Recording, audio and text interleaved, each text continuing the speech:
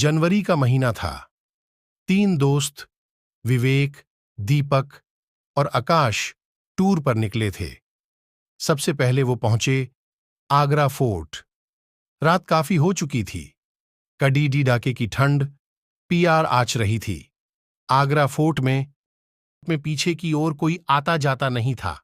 वहां 1-2 लोग तंबू लगाकर भी रहते थे और वहां पर घूमने के लिए भी कोई नहीं आता था। 3 दोस्त आग जलाकर आपस में बातें कर रहे थे। क्या मस्त जगह है। कभी यहां पर राजा महाराजा लोग रहते होंगे।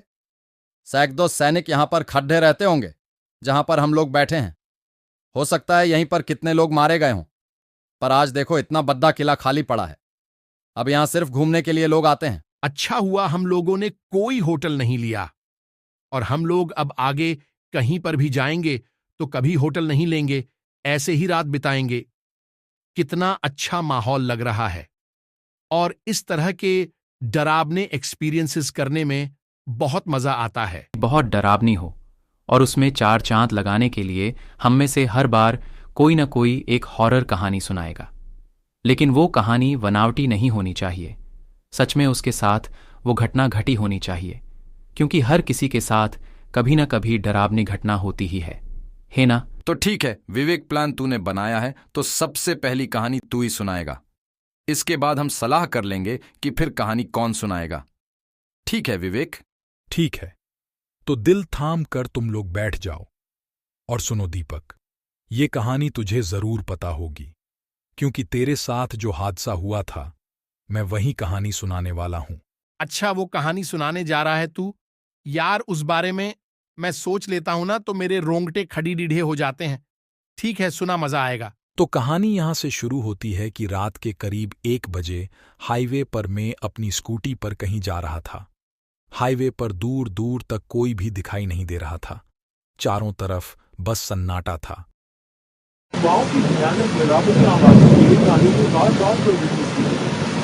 स्कूटी ड्राइव किए जा रहा था और खुद से ही बोल रहा था, पता नहीं दीपक किस हालात में होगा, कब से दारू लेने गया था, आधी रात हो गई अभी तक नहीं लौटा। मैंने स्कूटी और तेज कर दी कि तभी एक बूढ़ा इंसान सामने आ जाता है। मैंने ब्रेक लगाए, स्कूटी रोकी। बाबा का चेहरा बहुत ही भयानक लग रहा था। मैंने तेज आवाज में बाबा को बोला, अरे बाबा, पूरी सड़क खाली पड्डी है, मेरी गाड़ी के सामने ही आना था आपको, अभी आपको चोट लग जाती तो। फिर बाबा कुछ बोले या नहीं? वो बोले, पर उनका जवाब मुझे समझ नहीं आया। चोट तो बहुत पहले ही लग चुकी है बेटा। ऐसे चलोगे तो चोट लगेगी ही ना। हाँ, लेकिन मुझे अब कभी चोट नहीं लग सकती बेटा, चाहे मुझ पर कोई गाड़ी ही क्यों ना चढ़ जाए। मैं बाबा की बात सुनकर थोड़ा हैरान हुआ। हैरान तो हम लोग भी हैं। आगे सुनो, मैंने बाबा से कहा, ये क्या कर रहे हैं आप? इतने में बारिश होने लगी।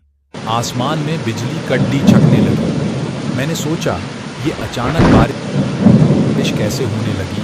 अभी तो आसमान बिल्कुल साफ था। फिर बाबा ने कुछ ऐसा बोला जिस पर यकीन करूं या न करूं समझ नहीं आ रहा था।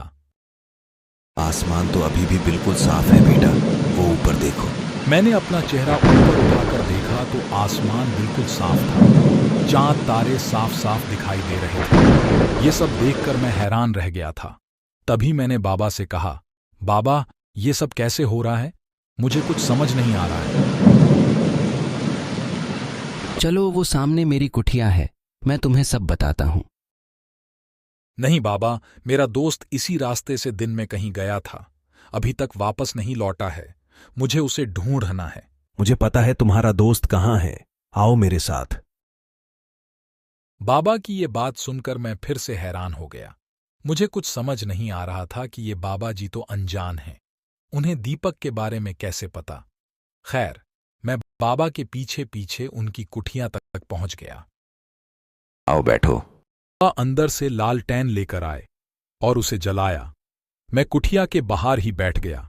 बाबा भी ठीक मेरे सामने बैठ गए और मैंने उनसे कहा, बाबा, अब जल्दी बताओ, ये सब क्या है? कहाँ है मेरा भाई? आज से 3 दिन पहले इसी रोड पर एक बहुत ही भयानक एक्सीडेंट हुआ था। हाँ बाबा, मैंने सुना है। हुआ तो था एक्सीडेंट। सुना है उसमें 2 लोग मरे भी थे। बिल्कुल सही सुना है बेटा। वो दोनों बाप बेटे थे। बेटे की आत्मा अभी भी उसी जगह घूमती रहती है। क्या सच में? हाँ, और उसकी आत्मा गलत आत्माओं के चक्कर में पड्डेज कर खतरनाक हो गई है। अब वो उस रास्ते से निकलने वाले की जान ले लेता है। बाबा की ये बात सुनकर मैं डर गया और मैंने कहा, इसका मतलब मेरा भाई भी? नहीं, अभी नहीं। अभी तुम्हारा भाई उसकी कैद में है, मारा नहीं है उसको। पर उस आत्मा ने दीपक को अभी तक मारा नहीं था। ये बात बाबा को कैसे पता थी?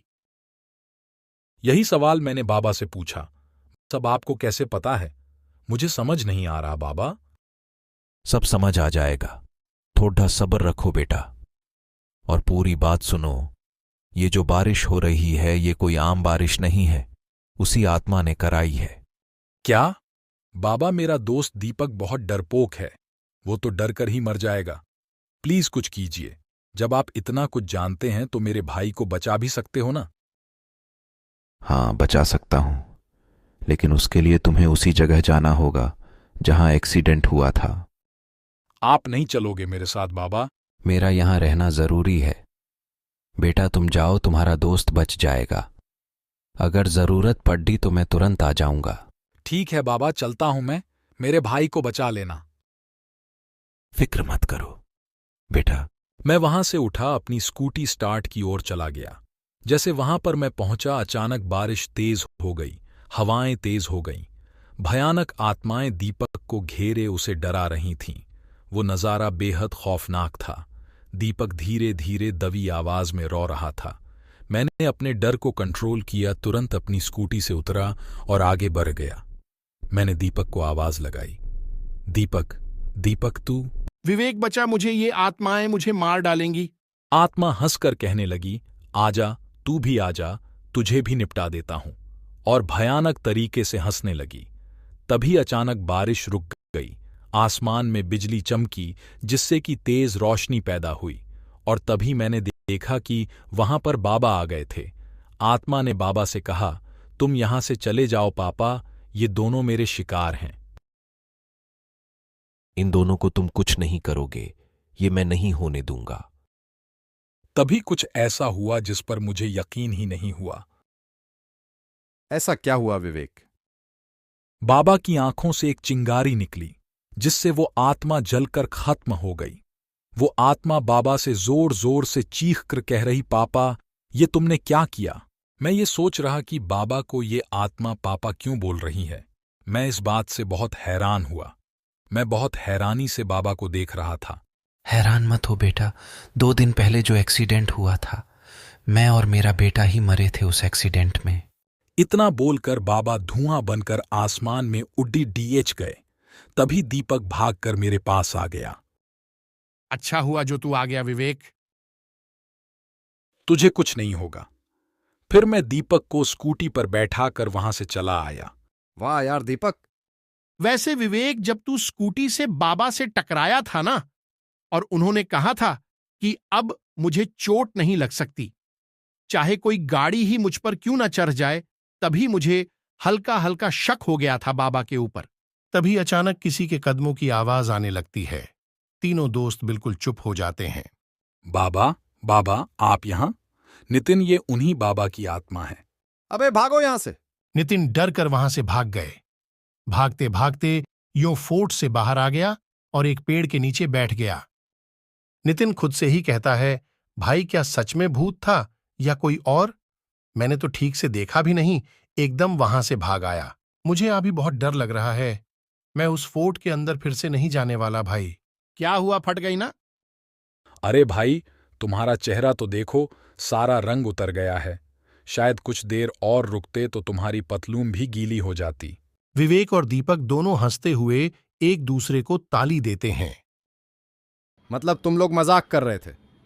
फिर वो इंसान कौन था? हाँ, और नहीं तो क्या ऐसी शुमशान और डरावनी जगह पर बैठे थे तो सोचा थोड़ी मस्ती की जाए। और वो इंसान वहां का सिक्योरिटी गार्ड था। और अगर इस मजाक में हमारी जान चली जाती तो? तो क्या फिर तुम भूत बनकर हमें डराने आ जाना। विवेक और दीपक दोनों खूब हंसने लगे। मरने के बाद वैसे भी कोई अपना और पराया नहीं होता, भूत बस जान लेना जानता है। फिर वो तीनों दोस्त वाह से चले जाते हैं।